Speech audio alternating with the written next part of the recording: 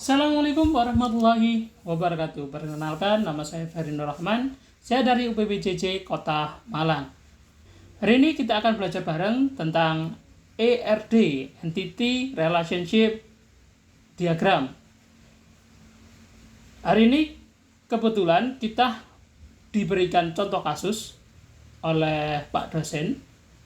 Jadi kita akan langsung eksekusi, kita pelajari bareng-bareng tentang ERD. Oke, di sini kita udah punya contoh kasus, yaitu pada sebuah perguruan tinggi, mahasiswa akan mengambil mata kuliah yang ditawarkan.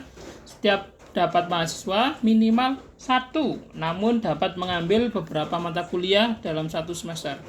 Setiap mata kuliah hanya bisa diajar oleh 1 orang dosen, dan setiap dosen dapat mengampu atau mengajar minimal 1 mata kuliah. Oke, dalam buku, untuk langkah pertama, kita akan mencari yaitu entitas atau sebuah keberadaan. Dalam kasus ini, terlihat ada 3 entitas. Yang pertama mahasiswa, yang kedua adalah dosen, dan yang terakhir adalah mata kuliah itu sendiri. Langsung kita gambar juga ke diagram.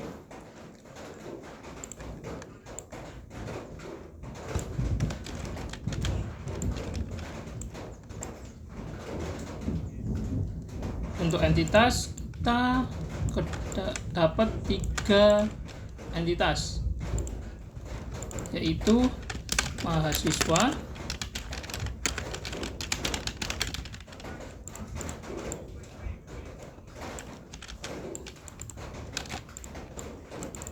kemudian dosen,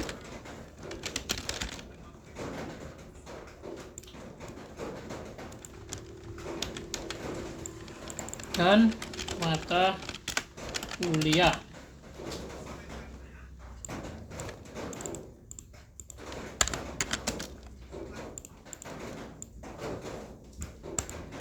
Ada 3 entitas yang udah kita tahu, yaitu mahasiswa, mata kuliah, dan dosen.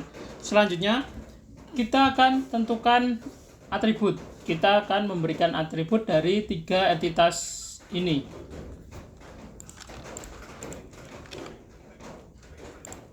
Karena di kasus tidak ada dijelaskan entitasnya seperti apa, karena di dalam kasus tidak disebutkan bahwa atributnya itu seperti apa, jadi mungkin kita akan bayang-bayang buat atribut itu sendiri. Mahasiswa itu pasti akan punya atribut, yaitu nomor induk mahasiswa atau NIM.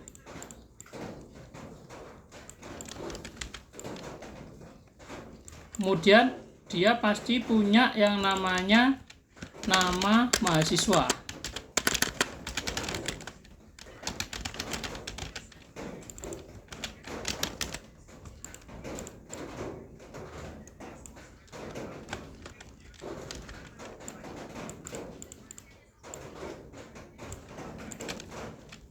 Sama mata kuliah juga, pasti dia akan punya kode mata kuliah.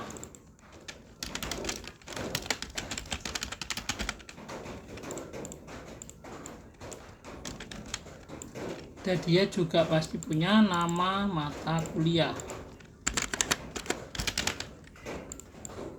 Dosen juga sama, dia pasti punya nama dosen.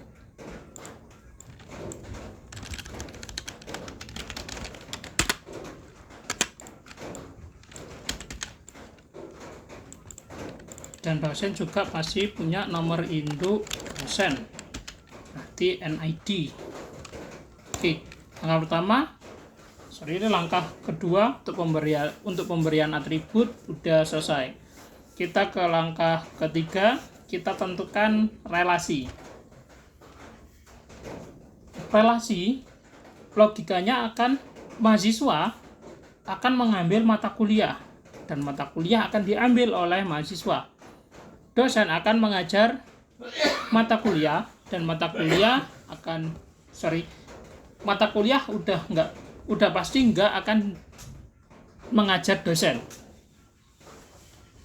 Jadi kita masukkan ke diagram.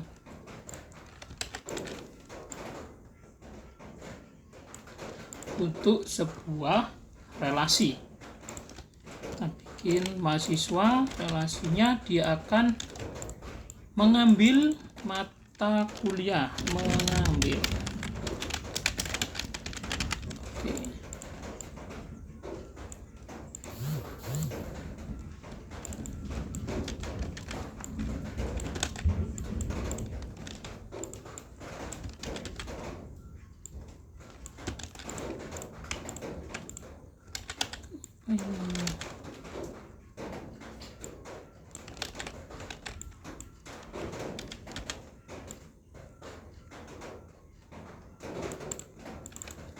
Dosen akan mengajar mata kuliah. Untuk penentuan relasi sudah. Sekarang kita ke langkah selanjutnya, yaitu menambah derajat kardinalitas. Derajat kardinalitas adalah garis yang menghubungkan antara entitas satu ke entitas yang lain. Logikanya adalah mahasiswa akan terhubung ke mata kuliah untuk mengambil mata kuliah, dan dosen akan terhubung ke mata kuliah untuk mengajar. Kita akan berikan garis tersebut.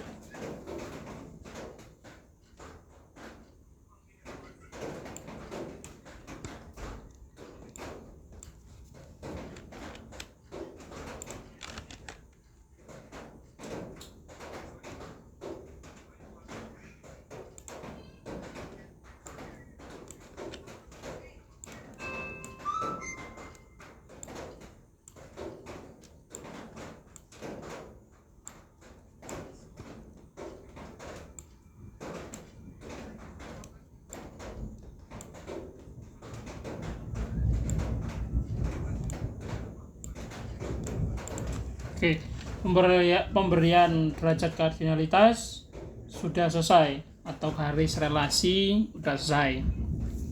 Sekarang kita ke langkah selanjutnya, yaitu kita akan tentukan primary key, atau kita akan tentukan kata kunci.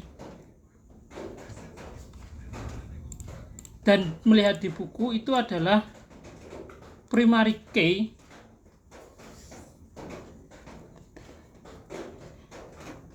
dan melihat di buku, primary key itu diambil dari nama unik di atribut. Untuk contoh ini mungkin nanti key-nya atau kata kuncinya saya ambil di NIM untuk mahasiswa, mata kuliah saya ambil kode mata kuliah, dan dosen saya akan ambil di NID. Mungkin biar berbeda saya underline untuk kata kuncinya.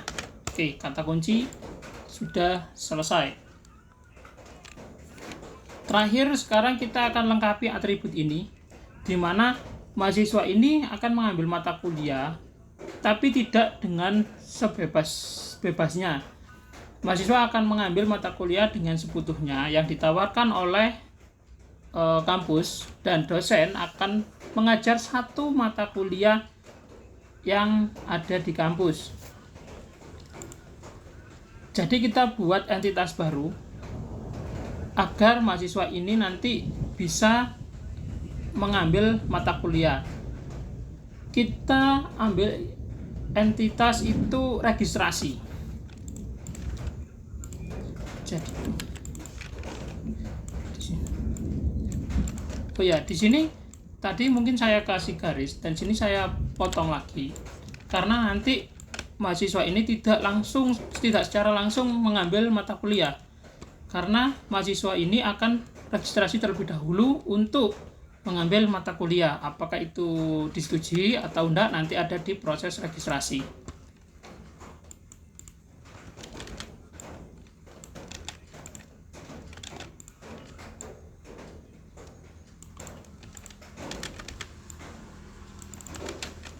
Kita buat entitas baru, registrasi namanya.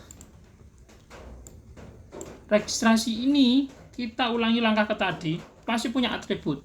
Untuk registrasi, dia memerlukan NID mahasiswa. Dia memerlukan NIM mahasiswa.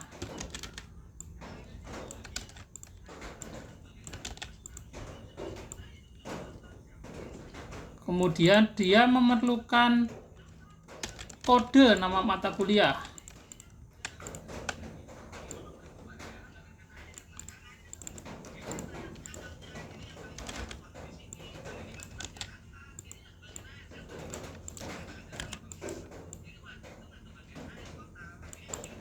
Dan kita kasih garis lagi.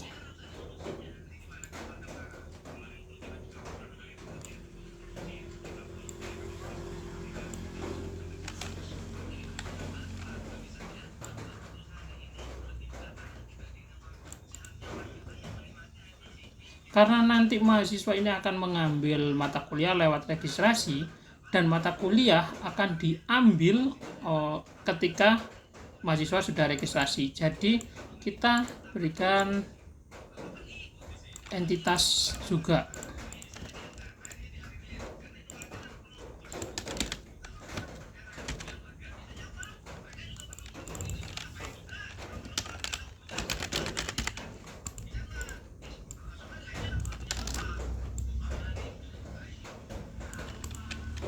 Nah, kita kasih garis juga,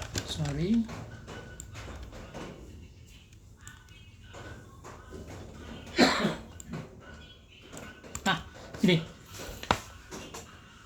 sudah selesai buat langkah terakhir, yaitu mahasiswa nanti akan mengambil mata kuliah dengan cara registrasi terlebih dahulu. Kemudian mata kuliah, ada yang belum terhubung.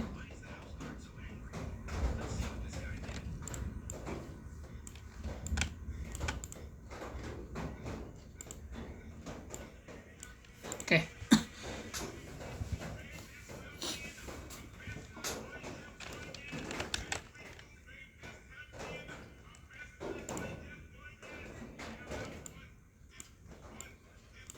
Nah, mahasiswa akan mengambil mata kuliah melalui registrasi terlebih dahulu, dan mata kuliah akan diambil ketika registrasi sudah selesai.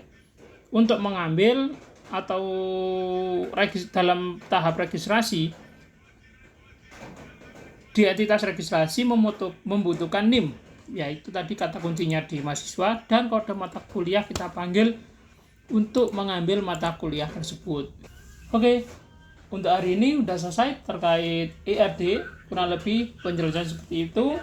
Jika ada yang kurang atau mungkin ada kesalahan dari saya, mohon ditinggalkan di kolom komentar untuk kita belajar bareng terkait ERD. Terima kasih, saya Fahri Nur Rahman. Assalamualaikum warahmatullahi wabarakatuh.